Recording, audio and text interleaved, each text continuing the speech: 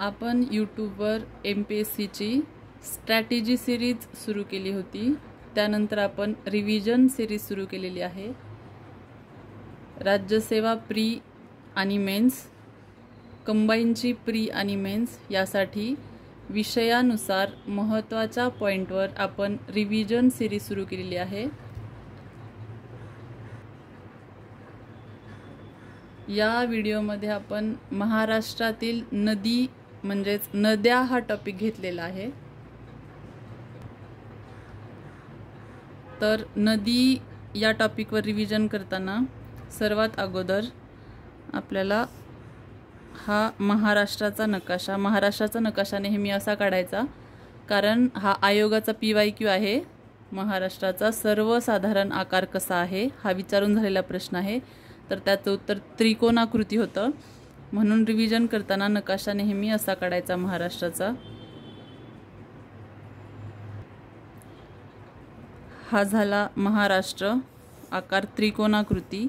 हा पाया आहे महाराष्ट्राचा। महाराष्ट्राचा पाया हा कोकणात आहे, हा पण PYQ आहे। महाराष्ट्राच्या त्रिकोणाकृती आकारामधील टोक म्हणजे हे जे टोक आहे ते इकडे गोंदिया आणि गडचिरोलीकडे आहे, हा सुद्धा PYQ आहे आयोगाचा। तर इथे आहे सह्याद्री पर्वत,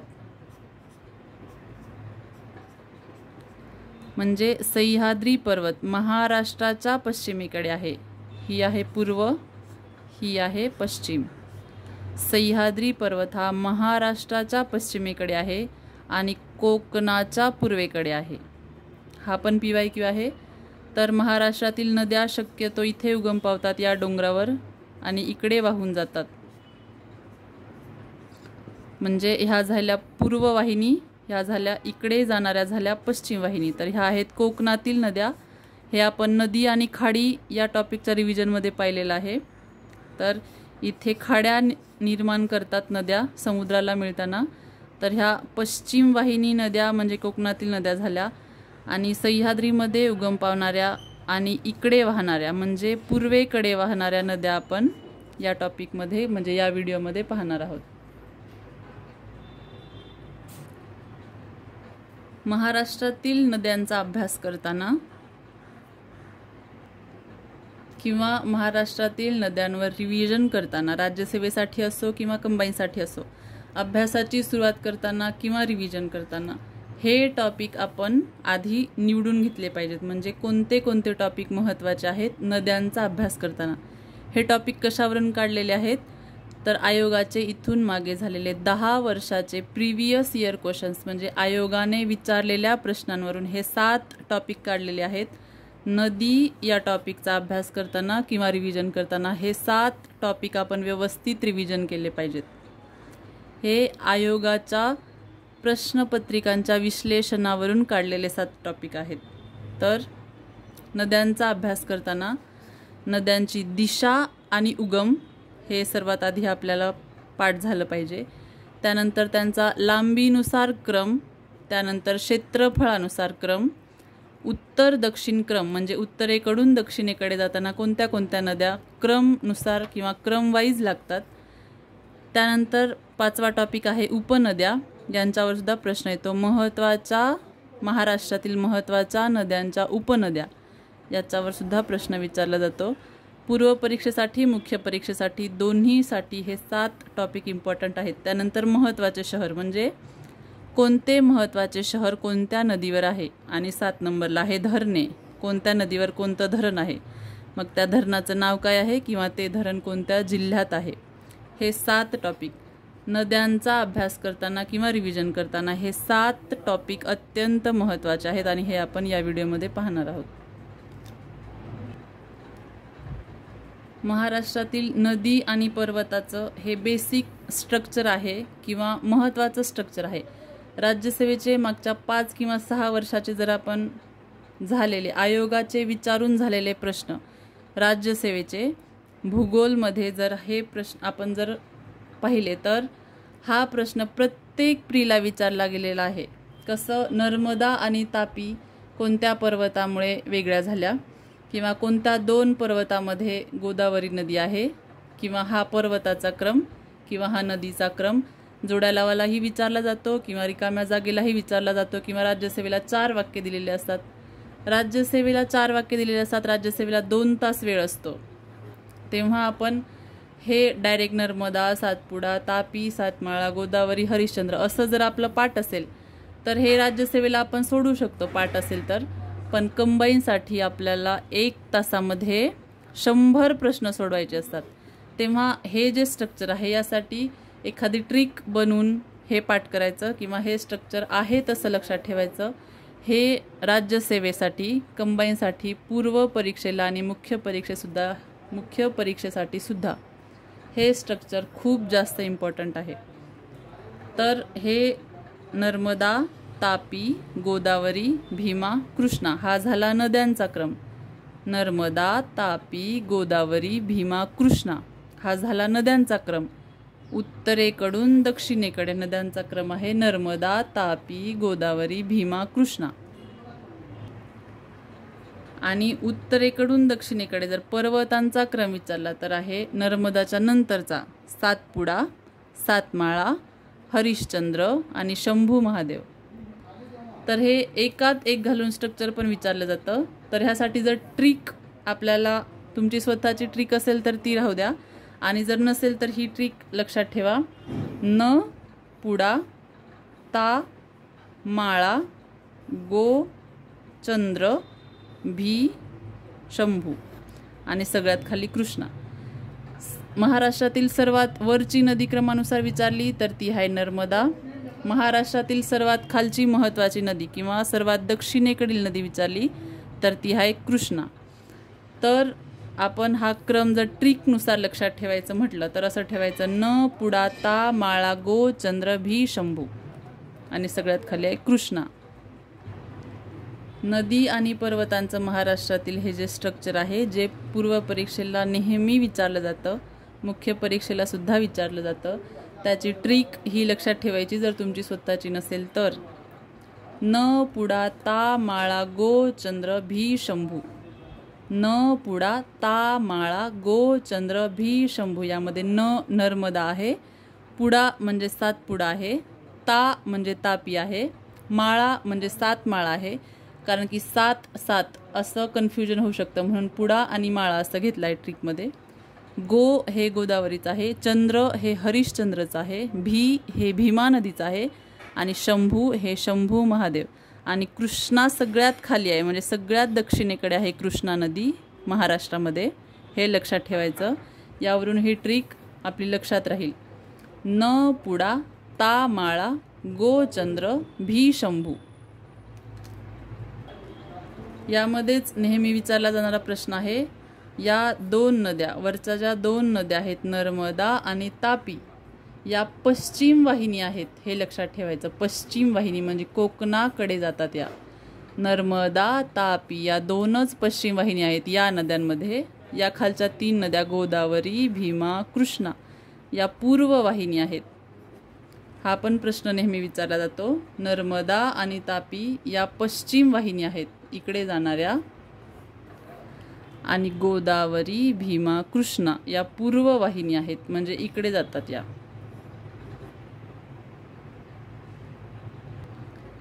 ट्रिक लक्षात राहिली नाही तर डायरेक्ट हे शब्द लक्षात ठेवायचे. नर्मदा, सातपुडा, तापी, सातमाळा, गोदावरी, हरिश्चंद्र, भीमा, शंभू महादेव आणि कृष्णा.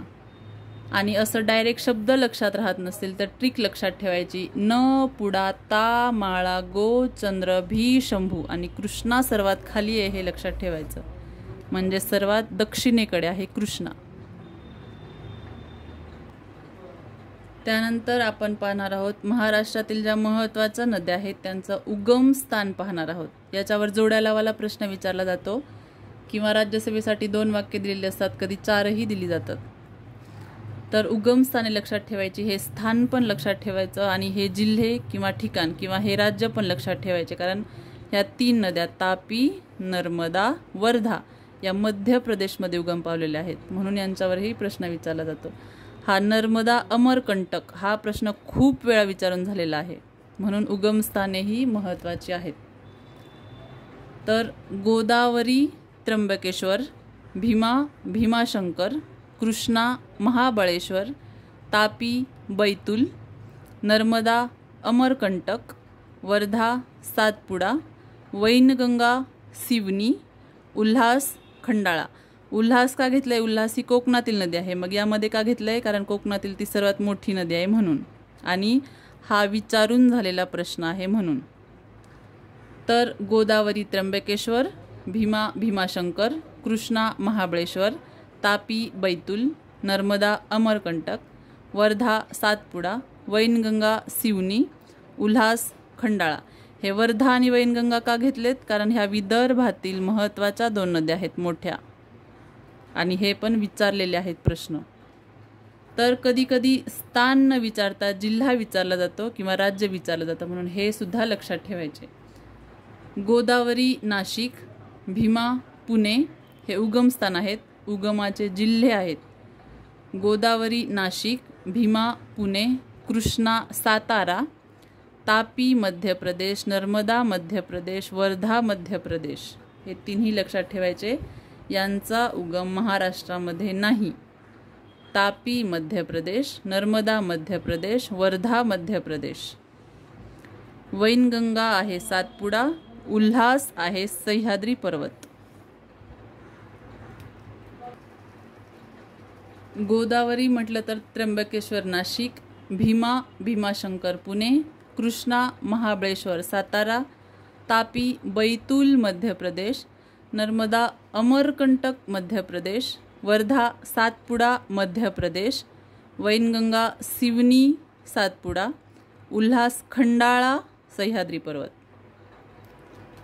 तर हे उगमस्थाने आहेत महत्त्वाच्या नद्यांचे. हे स्थाने आहेत, हे जिल्हे किंवा राज्य आहे, हे लक्षात ठेवायचं.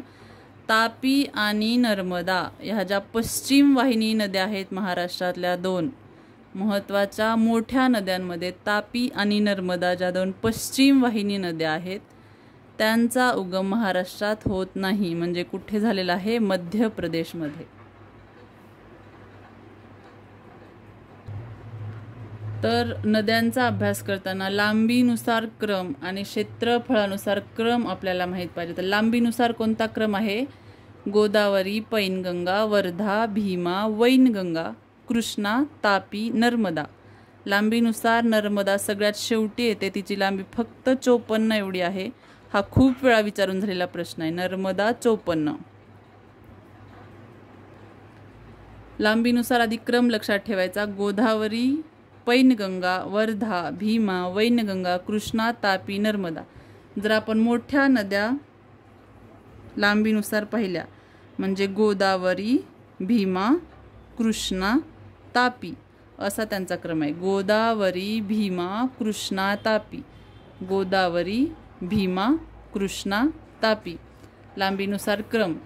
डायरेक्ट लांबी जर विचारली तर गोदावरी 668, पैनगंगा 495, वर्धा 455, भीमा 451, वैनगंगा 295, कृष्णा 282, तापी 208, नर्मदा 54.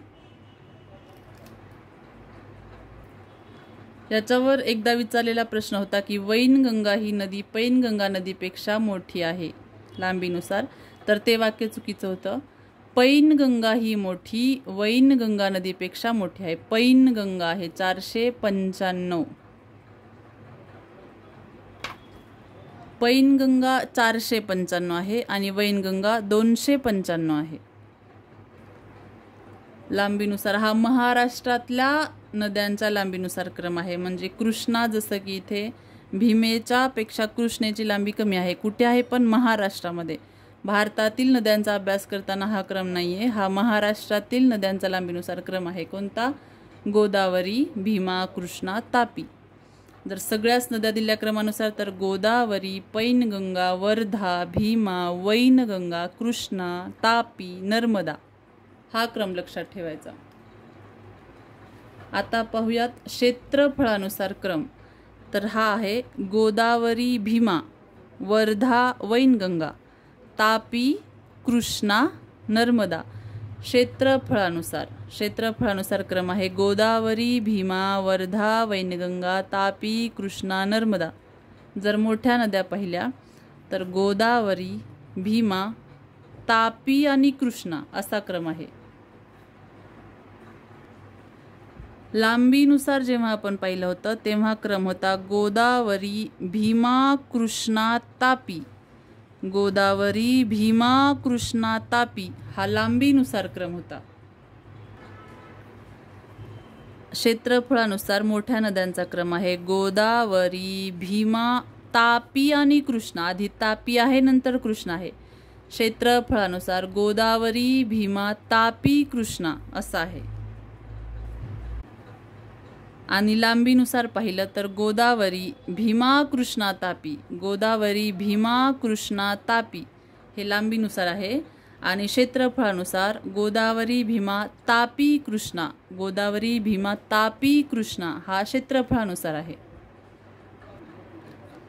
तर गोदावरीचं क्षेत्र 49% आहे आणि नर्मदा जी शेवटची नदी आहे तिचं आहे 0.7. तर सगळ्यांचं क्षेत्र एकदा पाहून घ्या. गोदावरी आहे 49%, भीमा 22%, वर्धा 21.9. जर असा प्रश्न आला की भीमा आणि वर्धा नदीचं क्षेत्रफळ जवळजवळ सेम आहे तर ते बरोबर येईल. वैनगंगा आहे 17, तापी आहे 17. म्हणजे वैनगंगा आणि तापी नदीचं क्षेत्रफळ समान आहे असं आलं तर ते बरोबर येईल. कृष्णा आहे 11, नर्मदा आहे 0.7. हे कुठे कुठे 0.5 पण दिलेलं आहे. तर क्षेत्रफळानुसार क्रम लक्षात ठेवायचा गोदावरी, भीमा, तापी, कृष्णा असा आहे. गोदावरी 49%, हे कुठे 49.5 पण दिलेलं असतं. कुठे कुठे असं वाक्य आहे की गोदावरीने महाराष्ट्राचे 50% क्षेत्रफळ, जवळजवळ हा शब्द वापरला जातो तिथे. गोदावरीने महाराष्ट्राचे जवळजवळ 50%, म्हणजे जवळजवळ 50% हे बरोबर दिलेलं जातं वाक्य. तर लांबीनुसार क्रम झाला, क्षेत्रफळानुसार क्रम झाला. लांबीनुसार आहे गोदावरी, भीमा, कृष्णा. क्षेत्रफळानुसार आहे गोदावरी, भीमा, तापी, कृष्णा. हा पॉइंट लक्षात ठेवायचा. त्यानंतर पुढचा पॉइंट आहे नद्या आणि त्यांच्या उपनद्या. तर प्रत्येकच नदीची उपनदी करायची नाहीये किंवा सगळ्याच उपनद्या करायच्या नाहीयेत. ज्या आयोगाने सारख्या विचारलेल्या आहेत जोड्या लावासाठी किंवा एका वाक्यासाठी, रिकाम्या जागेसाठी, ज्या ऑप्शनमध्ये सारख्या दिलेल्या असतात किंवा नेहमी ऑप्शनमध्ये असणाऱ्या उपनद्या किंवा महत्त्वाच्या उपनद्या ज्या फेमस आहेत किंवा प्रश्नासाठी फेमस आहेत तेवढ्याच नद्या, कोणत्या नद्यांच्या ज्या मोठ्या किंवा महत्त्वाच्या नद्या आहेत सारख्या विचारल्या जाणाऱ्या त्याच नद्यांच्या महत्त्वाच्या उपनद्या पाठ करून ठेवायच्या. कधी कधी नदी आणि उपनदी हा टॉपिकला पूर्ण दिवस जातो. कधी कधी 8-8 दिवस मुलं उपनद्या पाठ करत असतात. तर महत्त्वाच्याच नद्या पाठ करायच्या रिव्हिजन करताना. नर्मदा नदीच्या उपनद्या आहेत उदाई, देवगंगा आणि मोक्षगंगा. आणि तवा नदी ही विचारली जाते कारण नर्मदेची ही एकमेव उजवीकडून मिळणारी नदी आहे तवा. तर नर्मदेच्या उपनद्या उदाई, देवगंगा, मोक्षगंगा, तवा. तवा ही नदी विचारली जाते, लक्षात ठेवायचं. तवा ही नर्मदा नदीची उपनदी आहे. त्यानंतर तापी नदीच्या उपनद्या पूर्णा, गिरणा, पांझरा, भोगावती, मोर, गोमाई, अनेर, अरुणावती या तापी नदीच्या उपनद्या आहेत. पूर्णा, गिरणा या तापी नदीच्या उपनद्या आहेत. भोगावती, अरुणावती या तापी नदीच्या उपनद्या आहेत. त्यानंतर गोदावरीच्या, या गोदावरी नदीच्या उपनद्या सगळ्या लक्षात ठेवायच्या कारण याच्यावर हे ऑप्शनमध्ये जास्त असतात. त्याच्यामुळे इलिमिनेशन करताना जर आपल्याला चुकायचं नसेल तर गोदावरी नदीच्या उपनद्या व्यवस्थित लक्षात ठेवायच्या. प्राणहिता, इंद्रावती, कादवा, शिवना, दक्षिणपूर्णा, सिंदफना, दारणा, मांजरा, प्रवरा. गोदावरीच्या नद्या पुन्हा एकदा व्यवस्थित लक्षात ठेवा. प्राणहिता, इंद्रावती, कादवा, शिवना, दक्षिणपूर्णा, सिंदफना, दारणा, मांजरा, प्रवरा या गोदावरी नदीच्या उपनद्या आहेत. सिंदफना हा विचारलेला आहे. एकदा कादवा आणि शिवना कोणत्या नदीच्या उपनद्या आहेत हा पण विचारलेला आहे. इंद्रावती गोदावरीच्या उपनद्या विचारताना इंद्रायणी हा एक ऑप्शन दिलेला असतो, इंद्रावती हा एक ऑप्शन दिलेला असतो. तर इंद्रायणी ही आपण नंतर पाहणार आहोत, भीमा नदीची उपनदी आहे. तर इंद्रावती हे लक्षात ठेवायचं. इंद्रावती गोदावरीची आहे. नंतर दारणा आणि शिवना हा पण प्रश्न येऊन गेला आहे, मांजरा. आणि हा प्रवराचा प्रश्न खूप वेळा येतो. प्रवरा ही कोणत्या नदीची उपनदी आहे? तर गोदावरीची. दक्षिण पूर्णा ही नदी जर प्रश्नामध्ये विचारली तर आपण तापी पूर्णा खोरे हे खूप वेळा वाचलेलं असतं. आपल्याला वाटतं पूर्णा आहे म्हणजे दक्षिण पूर्णा ही तापीची असेल, पण तापीची पूर्णा आहे, पण दक्षिण पूर्णा ही गोदावरीची उपनदी आहे. हा पॉइंट लक्षात ठेवायचा. आता पाहूयात भीमा नदीच्या उपनद्या. घोड, सीना, कुकडी, वेळ, इंद्रायणी, मुळा मुठा, नीरा आणि मान. ही मान म्हणजे मानगंगा सुद्धा म्हणतात त्याला, सातारामध्ये आहे.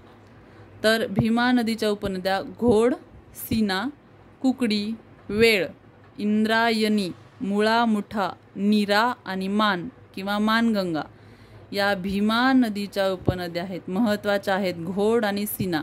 आणि इंद्रायणी आणि इंद्रावतीमध्ये कन्फ्युजन होत असतं पेपरला.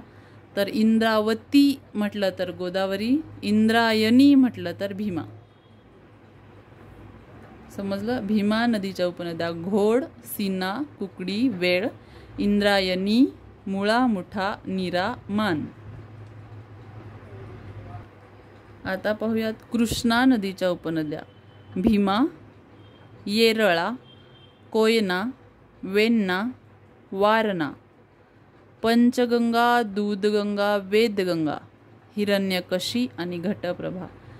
कृष्णा नदीच्या उपनदीवर जर प्रश्न विचारला तर जास्तीत जास्त वेळा हाच प्रश्न विचारला जातो. कृष्णा नदीला डावीकडून एकमेव मिळणारी नदी येरळा आहे, किंवा येरळा ही उपनदी कोणत्या नदीची एकमेव डाव्या बाजूने मिळणारी नदी आहे? तर कृष्णा उत्तर येतं. येरळावर जास्तीत जास्त वेळा प्रश्न विचारला जातो. आणि पंचगंगा, दूधगंगा, वेदगंगा या कोणत्या नदीच्या उपनद्या आहेत? तर कृष्णा नदीच्या आहेत. जसं देवगंगा आणि मोक्षगंगा हे गंगावरून कन्फ्युजन होऊ शकतं. देवगंगा, मोक्षगंगा म्हटलं तर नर्मदा नदीच्या आहेत. पंचगंगा, दूधगंगा, वेदगंगा या कृष्णा नदीच्या उपनद्या आहेत. हा आयोगाचा PYQ आहे. घटप्रभा नदी कोणत्या नदीची उपनदी आहे? तर कृष्णेची. आणि हिरण्यकशी ही कोणत्या नदीची उपनदी आहे? हा पण PYQ आहे. हिरण्यकशी कृष्णेची आहे, घटप्रभा कृष्णेची आहे, येरळा ही एकमेव डावीकडून मिळणारी कृष्णेची आहे. हे जे गंगावाले आहेत म्हणजे पंचगंगा, दूधगंगा, वेदगंगा या कृष्णेच्या आहेत. कोयना, वेण्णा, वारणा, कोयना, वेण्णा, वारणा या सुद्धा कृष्णेच्या उपनद्या आहेत. त्यानंतर पाहूयात वर्धा नदीचा, कारण विदर्भातील महत्त्वाची नदी आहे वर्धा. हिच्या सुद्धा उपनद्या विचारल्या जातात. तर पैनगंगा, निरगुडा हा PYQ आहे, निरगुडा. यशोदा, धाम हा पण PYQ आहे. धाम नदी कोणत्या नदीची उपनदी आहे? वर्धेची आहे. विदर्भ ही नदी कोणत्या नदीची उपनदी? तर वर्धेची. आणि रामगंगा, हे गंगा असणारे शब्द लक्षात ठेवायचे. देवगंगा, मोक्षगंगा म्हटलं की नर्मदा, पंचगंगा, दूधगंगा, वेदगंगा म्हटलं की कृष्णा, पैनगंगा आणि रामगंगा म्हटलं की वर्धा. तर वर्धेच्या उपनद्या कशा लक्षात ठेवायच्या? पैनगंगा, निरगुडा, यशोदा, धाम, विदर्भ आणि रामगंगा. रामगंगा ही वर्धेची उपनदी आहे. उपनद्यांचं रिव्हिजन करताना हा पॉइंट नेहमी व्यवस्थित लक्षात ठेवायचा. गाढवी, कन्हान, बावनथडी आणि वाघ या वैनगंगेच्या उपनद्या आहेत. गाढवी, वाघ म्हणजे गाढव, वाघ हे दोन प्राण्यांच्या नद्या म्हणजे गाढवी, वाघ या वैनगंगेच्या आहेत. कन्हान आणि बावनथडी, हे बावनथडी, कन्हान हे PYQ आहेत, आयोगाने विचारून झालेले आहेत. कन्हान आणि बावनथडी या वैनगंगेच्या उपनद्या आहेत. गाढवी, कन्हान, बावनथडी आणि वाघ या वैनगंगेच्या उपनद्या आहेत. उपनद्या करताना तवा ही नर्मदेची आहे हे लक्षात ठेवायचं. त्याच्यानंतर अरुणावती आणि भोगावती तापीच्या उपनद्या आहेत. पूर्णा, गिरणा, पांझरा तापीच्या आहेत. सिंदफना गोदावरीची आहे. इंद्रावती आणि इंद्रायणी, इंद्रावती म्हटलं तर गोदावरी, इंद्रायणी म्हटलं तर भीमा, प्रवरा म्हटलं तर गोदावरी हे लक्षात ठेवायचं. मानगंगा म्हटलं तर भीमा. त्यानंतर येरळा ही एकमेव डावीकडून मिळणारी म्हणजे कृष्णेची किंवा कृष्णेला एकमेव डावीकडून मिळणारी येरळा. त्यानंतर हिरण्यकशी, घटप्रभा दोन्ही विचारून झालेले आहेत. हिरण्यकशी, घटप्रभा कृष्णेच्या उपनद्या आहेत. गाढवी आणि वाघ म्हणजे गाढव आणि वाघ हे वैनगंगेच्या उपनद्या आहेत. आणि निरगुडा हे विचारून झालेलं आहे. निरगुडा आणि धाम ह्या वर्धेच्या उपनद्या आहेत. वर्धा नदीच्या उपनद्या कोणत्या? निरगुडा, धाम हे लक्षात ठेवायचं. त्यानंतर आपण पाहणार आहोत नदी काठावरील महत्त्वाची शहरे किंवा नद्यांच्या बाबतीत कोणती शहरे लक्षात ठेवायची. गोदावरीचे शीर्षस्थान म्हटलं की ब्रह्मगिरी, कारण इथे उगम आहे. उगम म्हणजे शीर्ष म्हणजे वरचं टोक झालं. गोदावरीचे शीर्षस्थान म्हटलं की ब्रह्मगिरी आणि गोदावरीचे नाभिस्थान म्हटलं तर नांदेड. गोदावरीचे शीर्षस्थान ब्रह्मगिरी आणि नाभिस्थान नांदेड. विदर्भ आणि मराठवाडा यांची सीमा विचारली तर पैनगंगा लिहायचं, वैनगंगा लिहायचं नाही. विदर्भ आणि मराठवाडा यांची सीमा म्हटलं की पैनगंगा. बीड म्हटलं तर बिंदुसरा, सिंदफना म्हटलं तर माजलगाव, मांजरा लातूर, नेवासा प्रवरा, प्रवरा नदी म्हटलं की नेवासा हा PYQ आहे. निफाड म्हटलं तर कादवा. हे निफाड हा प्रश्न रानडेंचं जन्मस्थान विचारलं जातं, तर ते निफाड जे आहे ते कादवा नदीच्या किनाऱ्यावर आहे. धाम म्हटलं की पवना, प्राणहिता सिरोंचा, चंद्रभागा पंढरपूर. बीड बिंदुसरा, सिंदफना माजलगाव, मांजरा लातूर, नेवासा प्रवरा, निफाड कादवा, धाम पवना, प्राणहिता सिरोंचा, चंद्रभागा पंढरपूर. त्यानंतर इंद्रायणी म्हटलं की आळंदी किंवा देहूसुद्धा येतं कधी कधी ऑप्शनमध्ये. इंद्रायणी म्हटलं की देहू आळंदी. कराड म्हटलं की कृष्णा. येरळा म्हटलं की वडूज. भोगावती राधानगरी धरणावालं, राधानगरी धरण ज्याच्यावर आहे ती भोगावती नदी कोल्हापूर शहराच्या म्हणजे कोल्हापूर शहर किनाऱ्यावर आहे भोगावतीच्या. भोगावती म्हटलं की कोल्हापूर. मुळा मुठा म्हटलं की पुणे. वर्धा म्हटलं तर चंद्रपूर. वाघाडी घाटंजी हा 2 वेळा विचारून झालेला आहे. वाघाडी ही नदी आहे, घाटंजी हे शहर आहे. इंद्रायणी आळंदी, कराड कृष्णा, येरळा वडूज, वडूज सातारा, भोगावती कोल्हापूर, मुळा मुठा पुणे, वर्धा चंद्रपूर, वाघाडी घाटंजी हे लक्षात ठेवायचं. वाघाडी घाटंजी. तर ही आहेत नदी काठावरील महत्त्वाची शहरे जी विचारून झालेली आहेत किंवा विचारू शकतात, महत्त्वाची आहेत, लक्षात ठेवायचं. त्यानंतर आहे धरणे आणि नदी म्हणजे कोणते धरण कोणत्या नदीवर आहे. गंगापूर गोदावरी, जायकवाडी गोदावरी, भंडारदरा प्रवरा, सिद्धेश्वर पूर्णा, निळवंडे प्रवरा, इटियाडोह हा PYQ आहे. इटियाडोह गाढवी, इसापूर पैनगंगा, गोसीखुर्द वैनगंगा, सायखेड खुनी, खुनी नदीवर आहे हे सायखेड धरण, उजनी भीमा, भाटघर येळवंडी हा पण PYQ आहे. येळवंडी भाटघर, येळवंडी नदीवर भाटघर हे धरण आहे. तर आता ती धरणं कोणत्या जिल्ह्यात आहेत हा पण प्रश्न येतो. तर गंगापूर नाशिक, जायकवाडी औरंगाबाद, भंडारदरा अहमदनगर, आता अहिल्यानगर येईल शक्यतो ऑप्शनमध्ये. गंगापूर नाशिक, जायकवाडी औरंगाबाद, भंडारदरा अहमदनगर, माजलगाव बीड, येलदरी हिंगोली. PYQ आहे येलदरी हिंगोली. विष्णुपुरी नांदेड, सिद्धेश्वर परभणी. दारणा नाशिक, कुंडलिका बीड. PYQ आहे कुंडलिका बीड. निळवंडे अहमदनगर. इटियाडोह गोंदिया. PYQ आहे गोसी खुर्द भंडारा. PYQ आहे वाघाडी यवतमाळ. पेंच नागपूर. PYQ आहे धोम सातारा, कन्हेर सातारा. हे दोन्ही पण PYQ आहेत. PYQ म्हणजे प्रिव्हियस इयर क्वेश्चन आहेत, म्हणजे आयोगाने विचारलेले आहेत.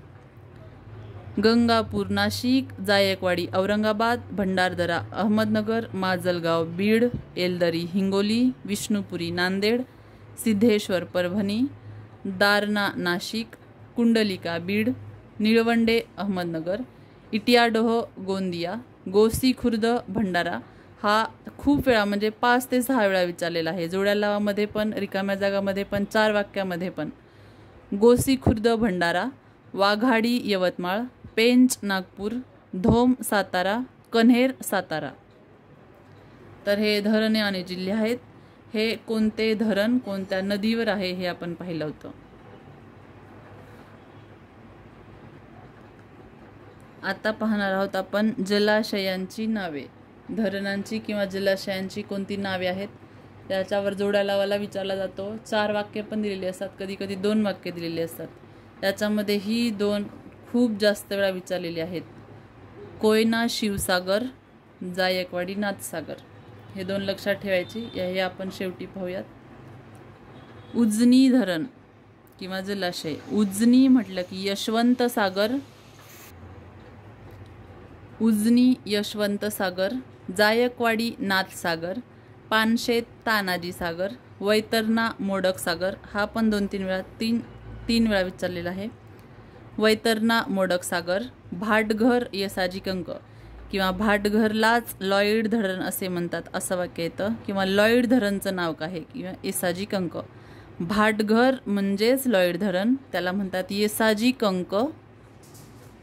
कोयना शिवसागर, भंडारदरा ऑर्थर सरोवर. भंडारदराला ऑर्थर सरोवर म्हणतात किंवा विल्यम डॅम असं म्हणतात. राधानगरी, लक्ष्मीसागर. ही महत्त्वाची आहेत. उजनी यशवंत, जायकवाडी नाथ, पानशेत तानाजी, वैतरणा मोडक सागर, भाटघर येसाजी कंक, कोयना शिवसागर, भंडारदरा ऑर्थर सरोवर, राधानगरी, लक्ष्मीसागर. म्हणजे राधानगरी जे भोगावती नदीवर आहे ते कोल्हापूरचं आहे, म्हणून हे कोल्हापूर लक्ष्मीवरून लक्षात ठेवायचं. राधानगरी, लक्ष्मीसागर. ही बाकीची शॉर्टकटमध्ये लक्षात ठेवायची फक्त नावांवरून. गोसी खुर्द भंडारा आपण जोडी पाहिली होती. गोसी खुर्द इंदिरा, तोतलाडोह मेघदूत, मांजरा निजाम, तानसा शंकरशेठ किंवा जगन्नाथ शंकरशेठ असं सुद्धा म्हणतात. वरसगाव वीर बाजी पासलकर, म्हणजे वरसगाव वीर बाजी असं लक्षात ठेवायचं. हातनूर मुक्ताई, मुळा ज्ञानेश्वर, दूधगंगा शाहू, विष्णुपुरी शंकर, मध्य वैतरणा ठाकरे, बाळासाहेब ठाकरे म्हणतात त्याला, चांदोली वसंत सागर. डिटेलमध्ये गोसी खुर्द इंदिरा सागर, तोतलाडोह मेघदूत जलाशय, मांजरा निजाम सागर, तानसा जगन्नाथ शंकरशेठ जलाशय, वरसगाव वीर बाजी पासलकर, हातनूर मुक्ताई सागर, मुळा ज्ञानेश्वर सागर, दूधगंगा राजर्षी शाहू सागर, विष्णुपुरी शंकर सागर, मध्य वैतरणा बाळासाहेब ठाकरे जलाशय, चांदोली वसंत सागर. शॉर्टकटमध्ये नावं लक्षात ठेवायची. गोसी खुर्द इंदिरा, तोतलाडोह मेघदूत, मांजरा निजाम, तानसा शंकरशेठ, वरसगाव वीरबाजी, हातनूर मुक्ताई, मुळा ज्ञानेश्वर, दूधगंगा शाहू, विष्णुपुरी शंकर, मध्य वैतरणा ठाकरे बाळासाहेब ठाकरे, चांदोली वसंत सागर. तर ही 2 अत्यंत महत्त्वाचे आहेत, विचारली जातात आणि तिथे कन्फ्युजन होतं. कोयना, शिवसागर, जायकवाडी, नाथसागर. तिथे गेल्यावर जायकवाडी, शिवसागर वाटायला लागतं, कोयना, नाथसागर वाटायला लागतं. तर हे व्यवस्थित म्हणजे हे पाठच करून ठेवायची दोन्ही. कोयना, शिवसागर, जायकवाडी, नाथसागर. कोयना, शिवसागर, जायकवाडी, नाथसागर. उजनी, यशवंत सागर, जायकवाडी, नाथसागर. पानशेत, तानाजी सागर, वैतरणा, मोडक सागर. भाटघर, येसाजी कंक. भाटघर म्हणजेच लॉईड धरण. कोयना, शिवसागर. भंडारदरा, ऑर्थर सरोवर, त्यालाच विल्यम डॅम म्हणतात. राधानगरी, लक्ष्मी सागर. गोसी खुर्द, इंदिरा सागर. तोतलाडोह, मेघदूत जलाशय. मांजरा, निजाम सागर. तानसा, जगन्नाथ शंकर शेठ जलाशय. वरसगाव, वीर बाजी पासलकर. हातनूर, मुक्ताई सागर. मुळा, ज्ञानेश्वर सागर. दूधगंगा, राजर्षी शाहू सागर. विष्णुपुरी, शंकर सागर. मध्य वैतरणा, बाळासाहेब ठाकरे जलाशय. चांदोली, वसंत सागर. आणि कोयना, शिवसागर, जायकवाडी, नाथसागर हे सारखं सारखं म्हणत राहायचं, पाठ करत राहायचं. तिथे हा प्रश्न चुकतो, कन्फ्युजन होऊन जातं. एका तासामध्ये 100 प्रश्न सोडवायचे असतात म्हणून कन्फ्युजन होतं आणि हे विचारले जातात. कोयना, शिवसागर, जायकवाडी, नाथसागर. कोयना, शिवसागर, जायकवाडी, नाथसागर. तर ही आहेत जलाशयांना दिलेली नावे. हे याच्यावर प्रश्न विचारला जातो. जोड्या लावालाही विचारला जातो किंवा 4 वाक्य, 2 वाक्य किंवा एकच रिकामी जागा विचारली जाते. हे व्यवस्थित रिव्हिजन करण्याचा पॉइंट आहे. नद्यांचा अभ्यास करताना किंवा रिव्हिजन करताना महाराष्ट्रातील नद्या करताना त्यांची दिशा याच्यावर प्रश्न येतो. उगम स्थाने विचारली जातात. लांबीनुसार क्रम विचारला जातो किंवा क्षेत्रफळानुसार क्रम विचारला जातो. उत्तर दक्षिण किंवा दक्षिणेकडून उत्तरेकडे असा क्रम विचारला जातो. उपनद्यांवर विचारला जातो किंवा नदीकाठावरचे महत्त्वाचे शहर कोणते आहे, धरण त्याचा जिल्हा कोणता आहे किंवा कोणतं धरण कोणत्या नदीवर आहे. तर हे 7 पॉईंट व्यवस्थित करायचे आपण या व्हिडिओमध्ये पाहिलेले आहेत. याच्यावर विचारलेली आयोगाने विचारलेले प्रश्न आपण PYQची सिरीज घेणार आहोत, त्याच्यामध्ये ते घेणार आहोत. आणि याच्यावरची संभाव्य प्रश्न आपण संभाव्य प्रश्न सिरीजमध्ये घेणार आहोत. महाराष्ट्रातील नद्यांचा अभ्यास करताना पुस्तकातले प्रत्येक पॉईंट लाईन टू लाईन प्रत्येक शब्द वाचायचा. पण रिव्हिजन करताना हे 7 पॉईंट व्यवस्थित रिवाईज करायचे. ह्याच्यावर प्रश्न विचारले जातात. या व्हिडिओमधील किंवा ह्या पेजेसमध्ये जे आपण सांगितले की हा PYQ आहे, हा PYQ आहे, तर ते विचारून झालेले प्रश्न आहेत आणि रिपीट होऊ शकतात. त्याच्यावर व्यवस्थित फोकस करायचं. ऑल द बेस्ट सर्वांना.